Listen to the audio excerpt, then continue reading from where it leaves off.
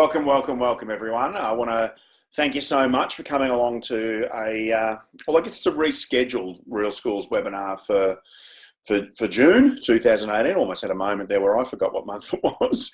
And it's rescheduled. I guess we're just trying a different time today just to see what sort of a response we get. We've had a lot of registrations, which could tell us that the time works better, but it could also tell us that this is a topic that so many people are really wanting to know about. And it's how we deal with formally, restoratively conferencing the most difficult, the most challenging circumstances.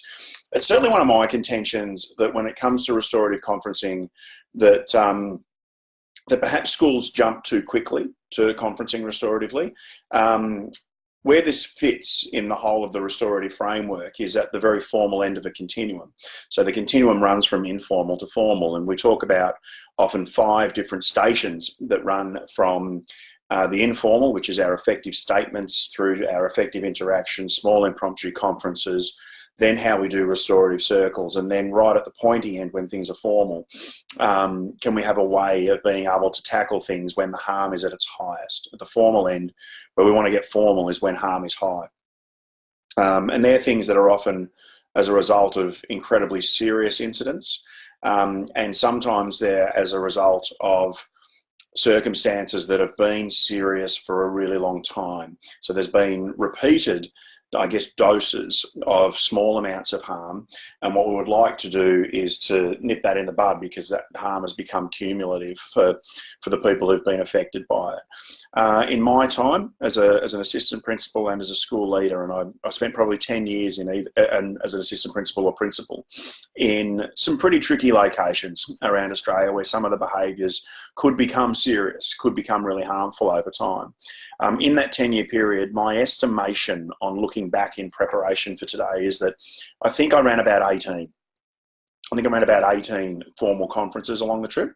And so that means our average was between 1.5 and 2 per year. So I reserved this opportunity for when the harm was at the highest. It wasn't even just when, for instance, a student was suspended.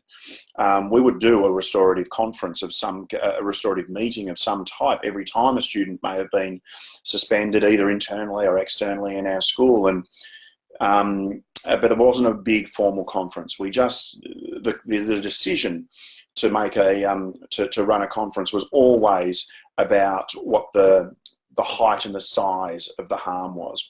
And if there are a lot of people who are being very severely damaged, or indeed if there is only one person that's being really severely damaged, but if the damage is severe, then it's time for a formal conference. And I know that schools around Australia are battling, and they're struggling for a way to handle it when we would get what we might sometimes refer to as a critical incident.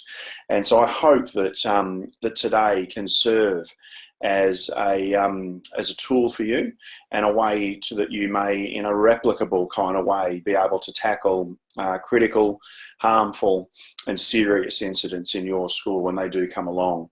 It's not about saying that we hope they'll happen, or that your school's a bad school because you've got to be prepared for formal conferencing. It's the old Boy Scout analogy of just be prepared. And what we want to do is to be prepared to be consistent. And I guess that's the first point that I want to make here, is that for most schools, there's an ambition around relationships being important. For most schools, there's an ambition around training young people to go out into the world to be empathic, creative and collaborative in the way that they work. For most schools, we're interested in building and sustaining really strong relational communities around our schools. And what we want to do is to be able to deal with serious incidents in a way that aligns with those intentions, that aligns, if you will, with our values and with our mission statements that we have for our schools. Yet, because when that harm comes along it's incredibly high, the emotions run high. And when the emotions are allowed to think for us as educators, then the results are often inconsistent, because our emotions are inconsistent. We may be particularly aggrieved by a certain circumstance and decide that we're going to lapse into a punitive mode because it's just gotten under our skin. And you may make inconsistent decisions based on even the calendar. You know, maybe at the start of the year you've got some more patience, you've got some more tolerance up your sleeve than you do when you get to November. And what we want to do is say, regardless of the emotion, regardless of the circumstance, we want to be consistent in the way that we tackle situations that are incredibly harmful. And that, for me, has been one of the huge benefits of making the decision to practice restoratively in this space. Normally, I guess I'd be cracking some jokes about this about the work that we do here. I certainly think that I learn best in a lighthearted environment, but I'm reminded when I talk about restorative conferencing of some of the really severely harmful situations that I've been in schools, and the somber need that sometimes we need to have in terms of addressing it successfully and productively. So let's get started. First thing I want to do is encourage you that you can get involved in this webinar today. So what I want you to do is to make available for yourself in the question box. I'm going to have a look in the question box just every now and then to see if anybody is asking a question. There are 16 steps here today, and that I'm going to provide you with to run a conference successfully, and it may require a little unpacking for you. And I always say in my webinars that if the question's relevant to you, I've got a funny feeling it's going to be relevant to the other people in the room as well.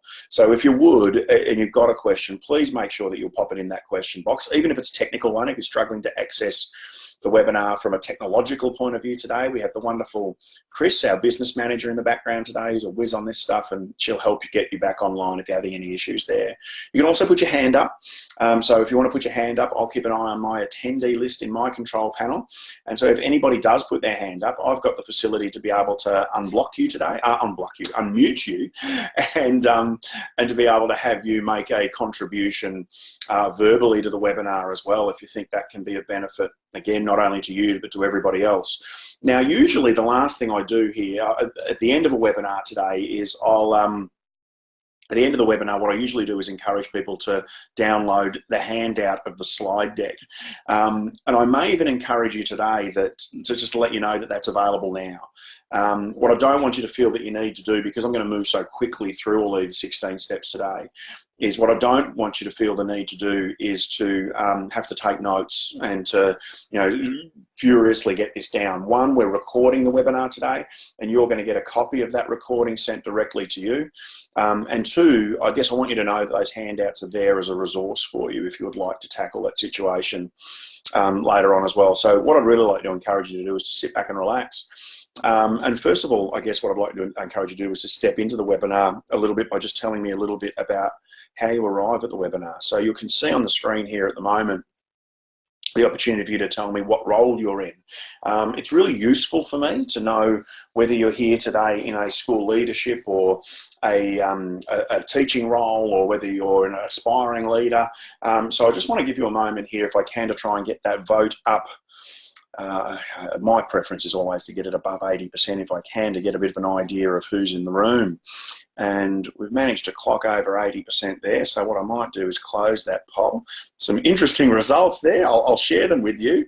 So we can see that we've got the predominance of people here in teaching or other roles, but we have an equal smattering of people who've arrived today in different types of leadership roles. So I'm gonna keep that in mind as we move forward. And I'm also mindful, I'll just hide those results and get back into the PowerPoint there. And I'm also mindful of what it is that you're looking for. It was the great Michael Hutchins with NXS wanted to know what you need, and I want to know too. So I'm going to launch another poll here to find out what your motivation is for being here today, because I want to be able to address some of those if I can along the trip. People are looking for an approach sometimes that satisfies more parties. Now, I was tempted to write all parties, but we can't always make that promise. But what we want to do is to have people feel that whatever the approach was that we did, that it made things better. Rather than worse, or rather than left undone. I want to let me know, mate, perhaps if it's a repeatable methodology that you're looking for, and one that aligns with your values, so we don't not just flipping over into a punitive mode just because the emotions got the better of us. if it's about preventing recidivism, repeat offence, and also to support those who are harmed. Maybe for you it's about an alternative to strong or even harsh punitive measures, or perhaps you're looking for a way to repair relationships when they appear to be broken beyond repair. So have a think about which best represents your motivation for being here today. And I know we might not exactly hit it on the head, but if I can, yeah, and perhaps hit on the head is the wrong analogy to use when I'm talking about high levels of harm, but if you could think for just a moment about which best represents your reason for coming along today, and to let me know what that is, I'd be most appreciative. And wow, again, we've got some really interesting results there. I'll close that poll and share the results with you. And what we've got here, I guess we can see here that it's that repeatable methodology. I think that's incredibly important. Like I said, that consistency and intention is something that sits very strongly with me when it comes to restorative conferencing, and a way to, you know, bring it back from the brink.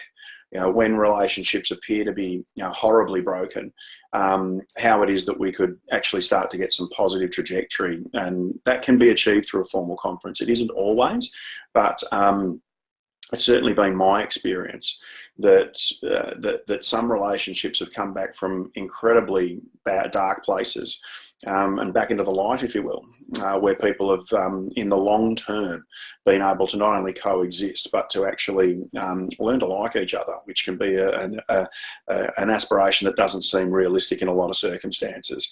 Thank you so much for that. I'm just going to hide those results and jump back into the webinar. And now let's get to work on these 16 steps. So first of all, we have the incident.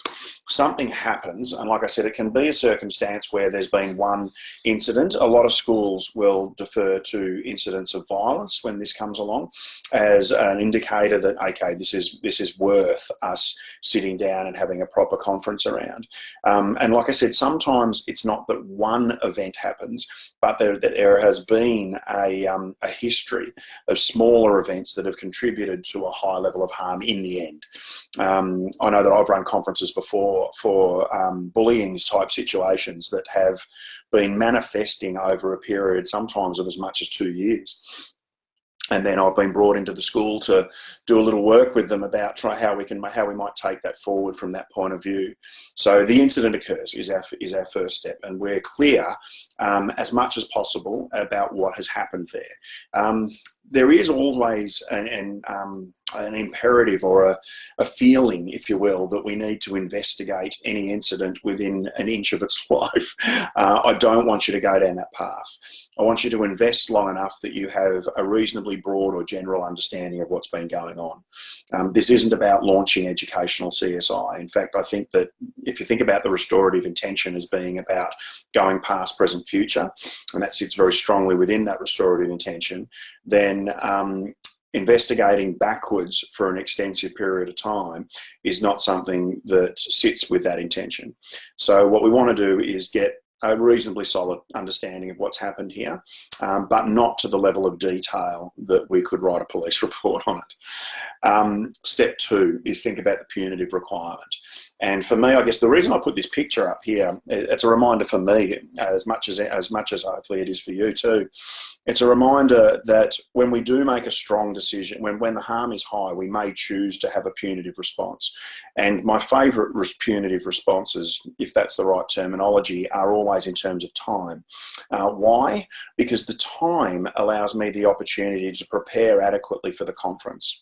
So what I will never do is suspend a student and then have them ride that time out playing an Xbox. I will use that time to prepare them for the conference that's going to occur when they come back. And I use that time not only in when I'm preparing for a conference to prepare that student, but to prepare all of the key players who are who are going to participate in that conference. And that's the next one. Find out who determine, make a singular decision about who the conference participants are going to be. And these are the people who have been in what we might traditionally call perpetrator roles, and anybody who has been harmed by that behaviour in a significant way. So we will have people who we might, I try not to use the label of being a victim, but who have been victimised, by some really nasty behaviour sometimes, we would have support people for them who would be feeling awful as a result of the young person that they love being in that circumstance. We'd have initially a support person for any person who's there in a perpetrator type role. And we may have some support people there from a school perspective. You may have people who've been affected by the situation at the school. So it could be, a principal. It could be a class or a homeroom teacher for any of the people that are there. In some schools, the conferences that we've run, we've had a guidance or a careers counsellor or somebody who's been working with those young people, and perhaps someone who can be a wonderful support for whatever the actions are that come out of the conference. And we should be gearing our conference towards anybody in a perpetrator role in particular taking action. But what they may need to do that action effectively is some good supports, and having someone there who might be in that role can be an important thing. It can be an important person to include. And then that's it. What we don't want to do is colloquially, I guess, take that every man and his dog approach, where we end up with a conference that has so many people there that the participation of the key people is watered down in some way. So I'll show you shortly a little bit of a seating plan for how I would arrange that. And but I want you to think about where the harm is highest and where the support needs to be the highest is where I draw the line in terms of identifying the conference participants that I need to have there. Step 4 is to book it. So once we've worked out who are the people that we need to have there, we've determined what the punitive response is going to be. You would then say if the young person is coming back to school after 3 days of suspension, for instance, then okay, we might book our morning for our conference for 9 a.m. on the morning that they return to school. Because what do we want? We want the conditions to be different when they come back. I wouldn't suggest to you that you make bookings by consensus. People will tell you that they've got work and they can't get off work, and people will tell you that, I've got other commitments and I can only come at this time. And when you're talking about a conference, it's very difficult to please all of the people all the time. My experience, and this may sound a little harsh, my experience has been that if we set the time and we set the date and we give people a few days notice, and if they have been directly in some sort of significant way impacted by what's going on, they'll find the time. They'll find the way to make it a priority. So book, decide when it's going to happen. Pick a nice room for it. Pick a comfortable place for people to be. It is a decidedly uncomfortable circumstance that these people are in when they arrive. And so if you can pick a place that's well lit, that doesn't look like there's no way out for them, that has a potential view of a little bit of nature through the window, then that can be a really useful thing to do. People's behaviour and engagement is directly impacted by context, so choose a context that sets you up for success if you possibly can. And then just notify people. Just notify people that this is when it's on, this is where it's on, and we would just absolutely love it if you would be involved. The other bookings that you'll need to make are around booking people for their interview. So it is an incredibly important step that every single person that you identify as being someone who's going to come to that conference is interviewed in a way that allows them to rehearse the questions. I treat the interview like a dress rehearsal. So when I bring somebody in, and yes, if you were, for instance, bringing a student in to be prepared for their involvement, I suggest that you have the parent with them at the same time. And you can make a call on whether you're also going to prepare the parent while the student's in the room, or whether you might ask the student to just pop out for 5 or 10 minutes while you have a chat with the parent and get them ready for their participation in it. Just because sometimes the things that parents say in the rehearsal are best heard by the student in the conference. We don't want them to have too much time to buffer themselves against the impact of that. I say that because I guess when I talk about rehearsal, we go across to the questions here that you'll be asking. Some of the answers to these questions really hit home. So for me, I know that I remember a bullying situation that we worked in, and it was, and the harm had been going on, as I mentioned before, for a period of about 2 years, which was deeply disturbing to all of us that we hadn't been able to improve the situation in 2 years by the time I got there.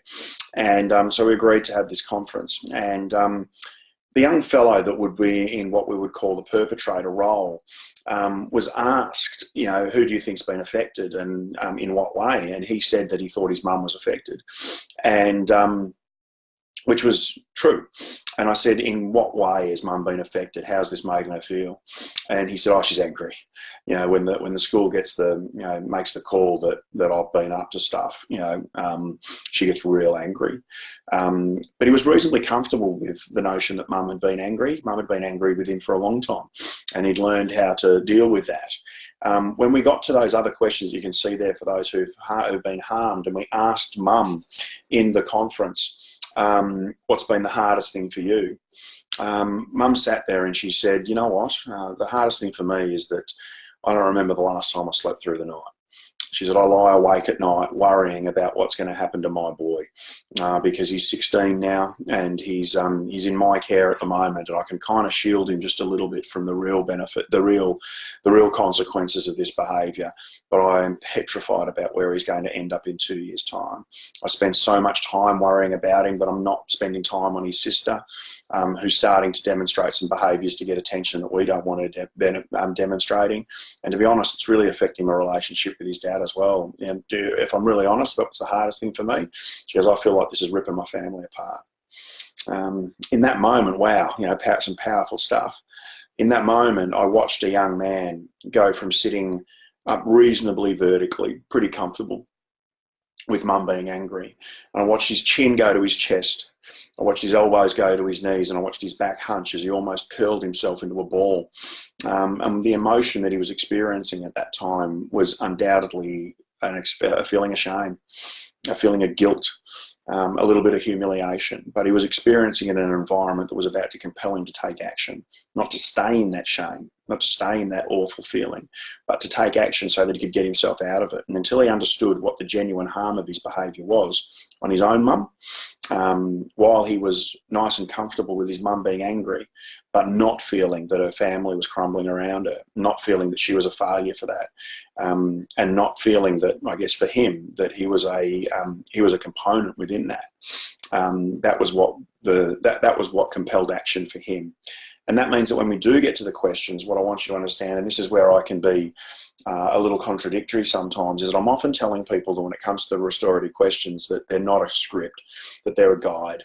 And I think that that's the case for in the schoolyard, that you don't need to stop and pull a question card awkwardly out of your lanyard when you see one student throw a tennis ball at another student.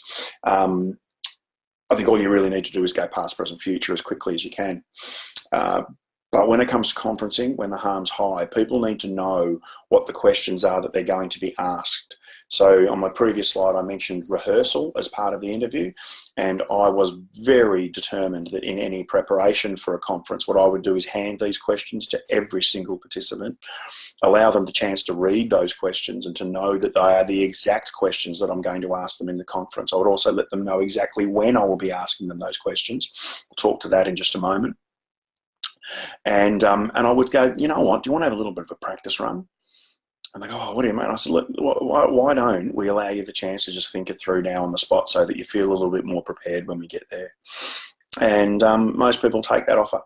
And so you ask them these questions and they tell you the truth, and then they go home and they tend to refine what their answers are a little bit. My experience has been they don't change them very much. They just expand on or elaborate or polish, if you will, their answer so that they can participate more effectively when we get to the conference. And like I said, I didn't want some of those questions heard by some of the students, but I do know that every single person that I've prepared for a conference has been through that opportunity to read the questions and to answer the questions before we got to the conference. I made a mistake once.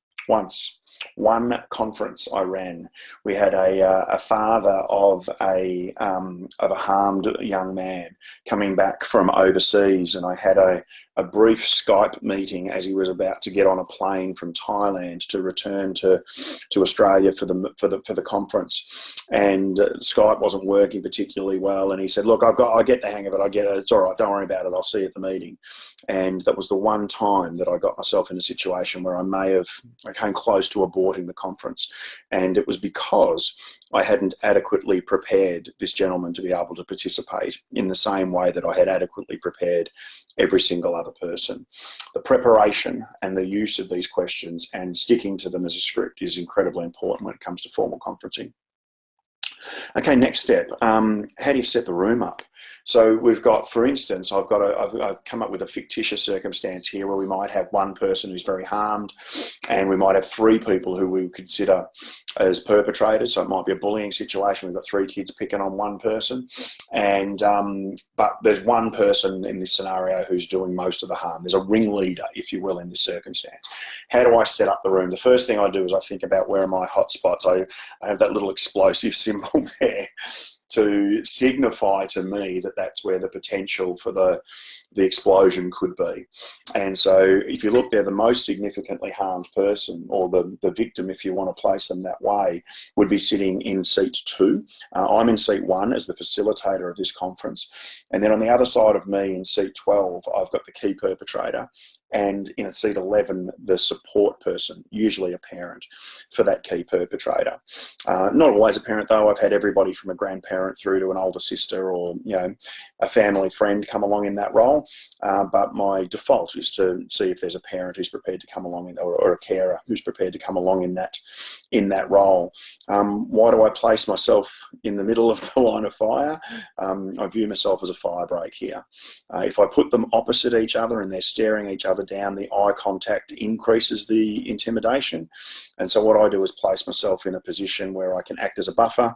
And I also know that if they're looking more towards the center of the circle, that they're unlikely to have eye contact, intimidate them, heightening emotion, and increasing the likelihood that they won't participate the right way. Then what we need to do is to have a think about who's going to speak. Now, in what order people are going to speak. Now, in a restorative model, it's different to what we would call the adversarial or blame-based model that most of us, to be really honest, grew up with.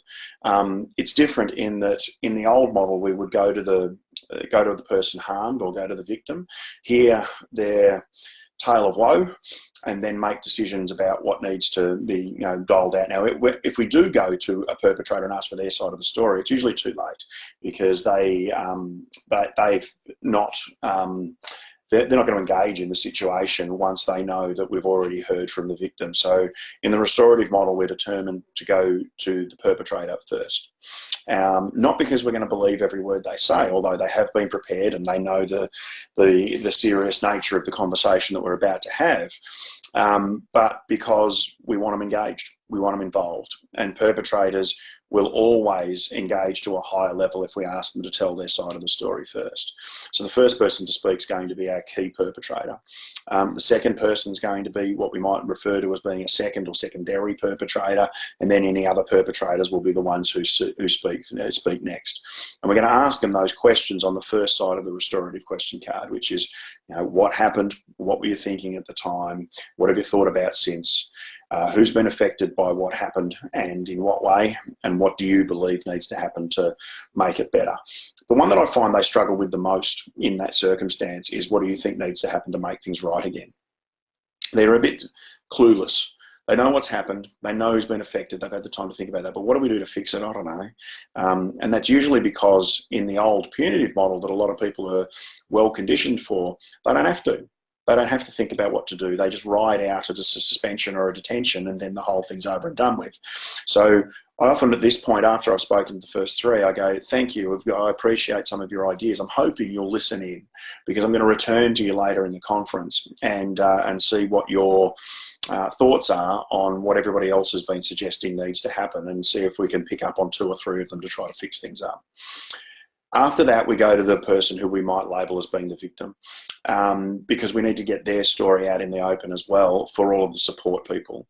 So often support people, particularly of our perpetrators, they're sometimes even in a defensive mode because they're thinking only about the behaviour and the way that any sort of suspension by the school has affected them and their family. What we want them to hear next is the way that it's affected somebody else, the way that it's really affected other people in this scenario. And so we start with the most powerful voice in that place, the person who's been the most significantly affected. We would then go to that person's support person because they've been able to observe the impact on the most significantly harmed person, and they can add some weight, add some gravity to that. And then we would speak to anybody who's there, for instance, in those school support roles. So whether it's a principal or assistant principal or guidance counsellor, we might speak to them about what the impact has been on the school. Often nobody there, and this is a sad indictment perhaps on society, often nobody in that room has been thinking about what the impact is on the school. And really serious incidents, they just, oh wow, they weigh so heavily on us as school leaders that the personal toll on this is something that, to be honest, other people need to know about as well. Sometimes these incidences even make their way to the media, so reputations in terms of school are affected, and that reputation can go directly to enrolment issues in the school. And I bet nobody would have thought about that when it got right back to when the incident happened. It's important that they do.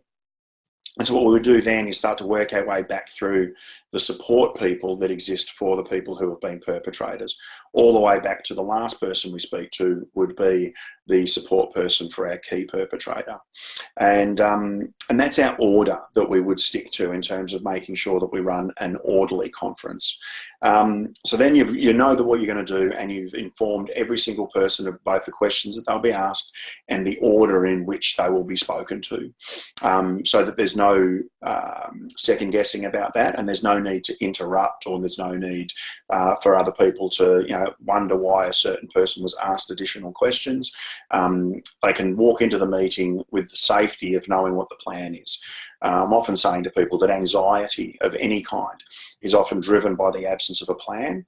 When anxiety is at its highest, as it often is in these circumstances, what we need to do is to make sure that the plan is outrageously clear for every single person that's going to attend. We want to minimise the anxiety that might exist. So then you start your meeting, you start your restorative conference. And the way we start is with a summary. We put the whole situation in a nutshell. We don't go into enormous detail. We just say that there has been an incident. It happened a little bit like this. We know that this has been the punitive response that the school has taken, and we let people know what the basic, rules are for the way that we're going to work. And what we really need to do is to stick to those rules. So the rules that I put in place usually are things about not interrupting, about the fact that we're not there to suggest further punishments for the people that are there as people who've caused harm. They've done the punishment thing by the time we get to the conference. This is about responsibility. This is about repairing harm. This is about understanding the way that it has impacted other people and giving these young people the chance to step up and to acknowledge that the couple of days they spent off didn't fix anything. And what we want them to do is to learn responsibility by being able to do that, and to be able to do it in a supportive environment. So I let people know we are here to support these young people who have done the wrong thing. And if you're unclear that that's why we're here, then you should take your opportunity to step out of the conference right now. Of course, everybody has been told those rules, and about the way that we respectfully listen to other people. So I let people know often that there's two kinds of language that can be used in a conference. There's the language that comes out of your mouth, and there's our body language. And what we want to do is to pay everybody the kinds of verbal and body language that we would like others to demonstrate when we're speaking. And I'm crazy strict about it. I will, at best, give somebody one warning before I ask them to leave the meeting.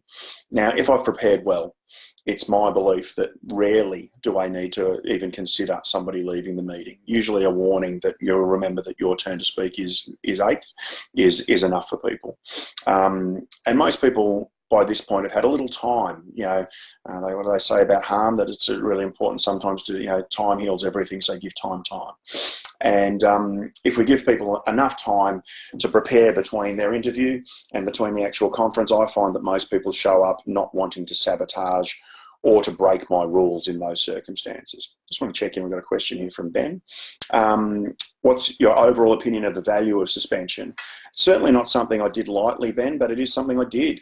And what I would always ask myself around suspension is, will it provide me the opportunity for circumstances to be different when this young person returns to school? And my firm belief is that if I just suspend, it'll do nothing. At very best, I can hope that it gives a couple of people in the classroom a break.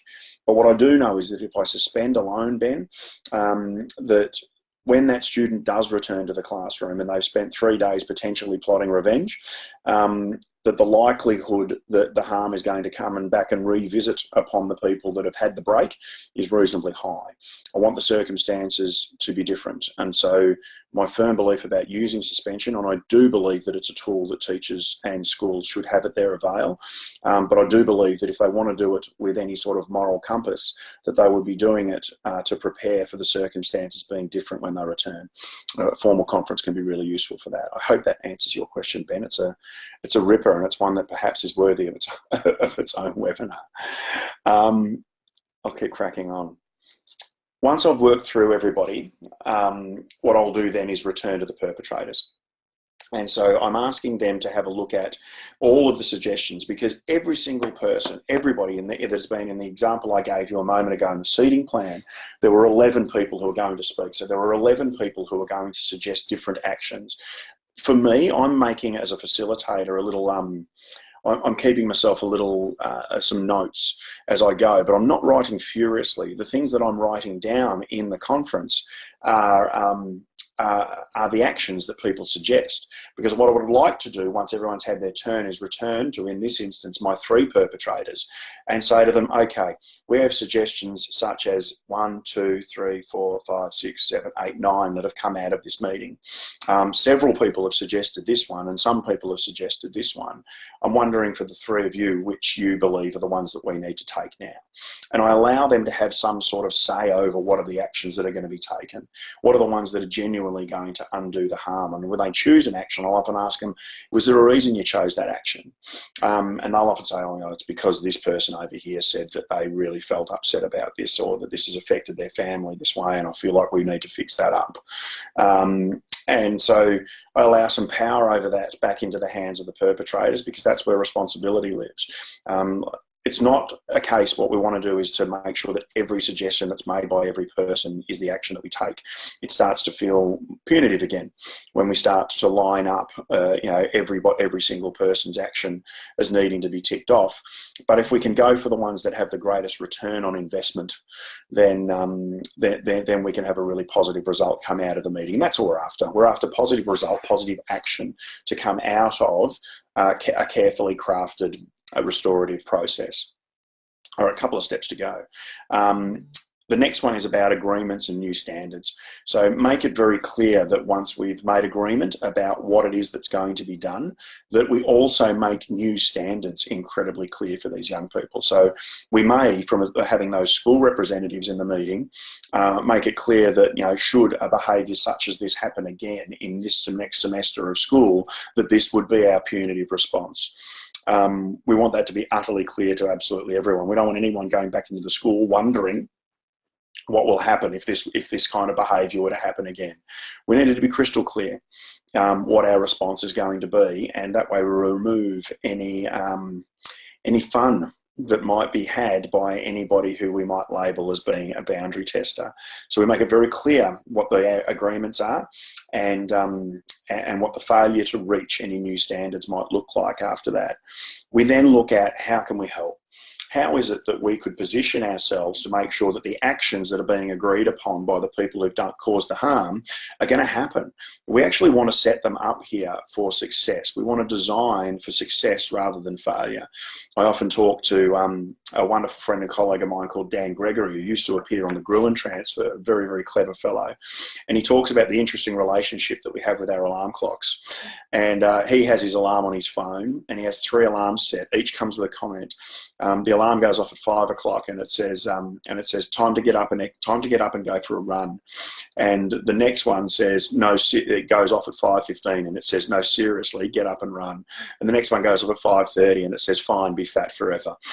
And Dan says that you have no idea, no matter how many alarms I set, I'm setting myself up to fail because I'm so capable of ignoring all of them in a short period of time. He says the only way that alarm clocks work is for people who are disciplined enough to put them on the other side of the room, so that you've got to get up. You've got to get up to walk over to that alarm clock and stop it from making that awful sound that it makes. They're the people that are designing for success, and we would like to do the same for our perpetrators. There's a temptation to make it difficult for them. So, right, you're on your own now, and I'm very interested to see whether you're going to live up to this. What we want to do is walk side by side with them while they take responsibility.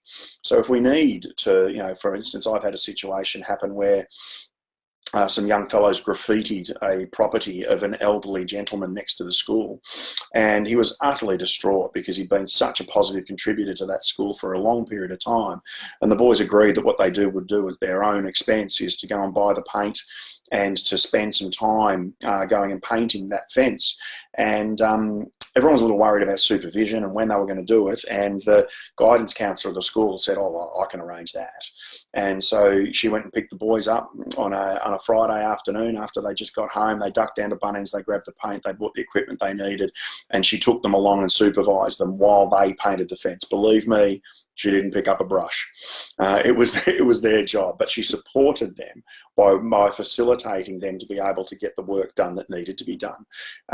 Great response. We want to create circumstances here where we're not ticking these kids off anymore, but where we're patting them on the back, where we're telling them, awesome, that's the value, that's the behaviour that we value, that's the behaviour that we want to see in our school. Well done, thank you, welcome back into the tribe. Step 14 is to informally conclude. This is formal. We call it formal restorative conferencing. It's heavy, it's difficult, it's challenging, it's confronting for people. And it's hard at the end of that meeting to just go, right, all good, back to work. And everybody files out of the room as though nothing's happened. We don't want that. And I've found that one of the most important things that you can do in a restorative conference is to have a cuppa and some bickies available for people at the side. Hugely important. I had a situation in a primary school where a young 6 lad had been bullying another student for a significant period of time. And at the end of the meeting, there was clearly some angst that existed between the two parents, and so because it had been a long period of time, they basically hadn't been able to have any success, and they'd kind of turned and blamed it a little bit on each other, and they were both believing that the other person was a bad parent. The conference was a difficult and confronting experience for them, but one in which they gained a better understanding of where each other was coming from. And at the end of the meeting, I said, thank you, I'd love to just show my appreciation by asking you to come over and grab yourself a cuppa and a bicky, and if you'd like to stick around for a few minutes and just take a deep breath after such a formal event, you're most welcome to do so. And I watched these two parents converge almost competitively upon the coffee and the biscuits. And as they stood next to each other, I eavesdropped on the conversation, and I heard one parent say to the other, didn't your boy used to play rugby? And the parent said, yes, he did, but he can't anymore. And she said, why not? He said, oh, well, I don't drive, and his father has shot through. And so I can't get him there anymore, so he just plays in the street with a few other kids. And she said, well, that's ridiculous. She said, I go to rugby, and my young bloke plays rugby, and I drive past your house every time I take him to training and to a match. She said, I could pick him up and take him there. And the mum said, no, you're not doing that. You don't owe us that. That's not what this is all about. And she said, oh, don't be ridiculous. She said, tell you what, when I drop him home from the game on a Sunday, you make sure you've cooked some bickies and we have a cuppa together, and that was my payment for it. And she said, oh, all right, you got a deal. And one thing that I do know about that circumstance is that not only did that happen, it happened for the next couple of years. And like I said, that may seem like a lofty ambition, that relationship would be so well repaired that would happen for a long time. But it's possible. It's possible if we address the harm and we have people feel that that's been done in such a way that allows them to solution create. If they can feel like problem solvers in that situation, what do you know? They start solving problems, and I guess what it taught me is that while the actions that come out of a formal conference are very important and hopefully powerful. We should also create a circumstance where informally people can create some of those solutions themselves. And it was remarkable. It's remarkable how often those solutions, as informal as they might be and built over a cuppa and a chocolate-coated teddy bear, are just as important and just as powerful as the ones that have come out of the conference. Second last step, distribution. So when you have facilitated such a conference, you have made notes about what the potential actions are, but I really do suggest that you go away and write a quick summary. You don't need to write down all of the actions that you wrote down, but just write down the ones that are being followed through on, and make sure that we distribute that record of the meeting to everybody that needs to have it. And it's not about I suggest to you that you don't write more than a page, that you just write down that this is the incident, this is the date that it happened, this is the people who are interested in trying to get it right, this is what happened in the conference, and these are the actions that we're taking as a result of it. And these are the supports we're putting in place so that the perpetrators can get it right from this point on. And then let everyone know. Just distribute that in such a way that is sensitive, and don't write anything obviously that's too revealing for people, but we want them to know that we've taken this seriously by keeping a record of that meeting. And finally, the last point that I want you to take on is to just, please make sure that we follow up. So make the number one way to undo the benefits of a formal restorative conference is to think that it's ended with the end of the conference. Follow up. Make sure that if we said that certain events are going to happen, that certain actions are going to be taken, make sure that those actions happen. Make sure that the supports that have been made explicit in the plan happen, because if we leave the circle incomplete when it comes to dealing with such a serious circumstance, people's trust in our ability to follow through and to have genuine impact erodes very quickly. So this is the number one way. It's point number 16 in a 16-point plan, but it is the number one way that you can undo all of the positive effect that you've had, and it's by not following up. So please remember that. Please remember that point 16, follow up and make sure that it's done. You know what? For no other reason than it affords you the opportunity to thank and congratulate the kids that have got it wrong previously. So really important stuff. Okay, you've done well. 16-point plan, 16 points unpacked. Have a think about whether you've got any questions just over the next few minutes. I'm going to finish up in just a few minutes. I want to show you a couple of things that you can do to move forward as you embark on practicing restoratively. Number one, you'll need to move crazy quick here, but we're running on Monday in Melbourne a Restorative Classrooms, Strong Classrooms public event. So if you are local to Melbourne and you are unaware of this one, you've probably really only got tomorrow to get yourself registered, but it'll run from 9:30 until 4 p.m. on Monday. And it's all about really just how you can take some of this restorative theory. This isn't what we're going to be teaching them today is our formal conferencing. We're going to go to the informal end of the continuum first and show them how to impact language, how to solve problems on the run in the cracks between the time that people have to solve those problems, and then also how they can and then also how they can use circles in their classroom for a variety of reasons, how they can use them to check in, to check out, to prepare, to respond. I can use them to learn more effectively, and they're my favourite kinds of circles. So I just want to encourage you that if you jump on the Real Schools website, you'll be able to see the links to be able to register for that. But you don't have much time. You've got to move pretty quickly. In terms of other next steps that you can take, really want to encourage you before the webinar finishes today, jump on if you haven't already and download that handout. Really want you to have that available to you. And then also I want to encourage you that if you'd like to chat further, to make sure that you to make sure that you put that word chat in the question box, and I'll follow up with a conversation for you. So noticing Darren's question here that's just popped up, that sometimes there's not a singular victim and perpetrator, but both parties carry blame and responsibility. Alternative process for that? Yeah, it's a twist. It's a turn on the process rather than an alternative process, Darren. So what we might do in that circumstance is use the questions rather than asking one person through the list of questions. What we might do is ask them in turn. So you might say the what happened question and then go over to someone else and go, and from your point of view, what happened? And then back to the other person and, who do you think's been affected by what happened? And then back to the other person. So you might play it a little more like a tennis match where you feel that the harm and the responsibility here is equally shared. So, this is your kind of fair fight scenario, Darren. And what you might do is just position them such for that kind of conversation. So while I am very formal and rigid about the process that I put in place, if you feel that you need to make an adjustment because of that, to be able to adjust the process and then get rigid about it, I'm comfortable with your ability to do so if that's something that you feel is necessary. It's a pertinent and relevant question. Thank you very much for it, Darren. Okay. Next webinar, Thursday the 19th of July, we're going to be running a webinar called The Pointy End, and this is about how to get traction with those students that, and I'm not big on labels, and I know full well that what labels can do, but I do know also that when I get into staff rooms that around Australia, that a lot of teachers say, but how do I get somewhere with this student? Those pointy end kids, and we'd like to provide an opportunity where we address some of that. So there will be no miracle cures, there will be no snake oil, there will be no magic bullets delivered here.